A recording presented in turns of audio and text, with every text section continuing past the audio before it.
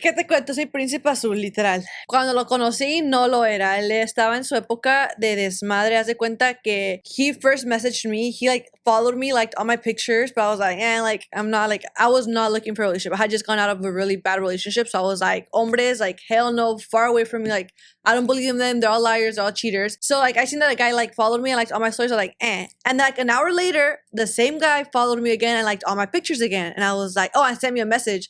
And I was like, is this the same guy? And I was like, let me click on his profile. And I clicked on his profile and I was like, oh my God, he's so cute. I thought he was so handsome. So he had slid up on my story saying like, si aguanta una bailada. O sea, no, how are you? Hi, pretty. Can I get to know you? Nada. It was like, I had posted like a picture of like my body. Like I had just finished working out. And he was like, si aguanta una bailada or no? And I was like, ¿qué huevos? I was like, I think I told him something like, find out or something like that. We live far from each other. We live like three-ish hours away from each other.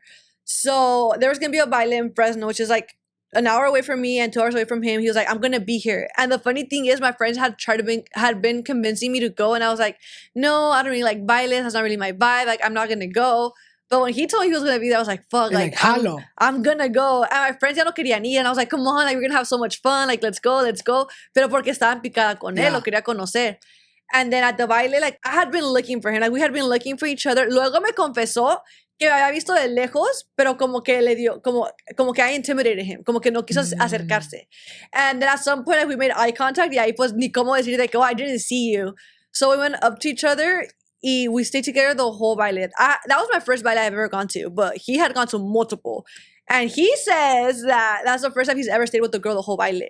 And like even his friends were like, oh, like what the heck? Because like we were literally together the whole baile, like no me soltó. Yeah. He showed me he was toxic or like celositos del comienzo. Because like in the beginning of the baile, I had danced with this other guy. And like he wanted to dance more and I was like, no, like not really interested. And I was like, I'll dance with you later. So when I was dancing with George, my now husband, I was like, oh, please don't turn me around. Like there's a guy that I told him I was going to dance with him later. Like I've been ignoring him. Y que me agarre y que voltea to dance right in front of the guy. And I'm like, oh my God.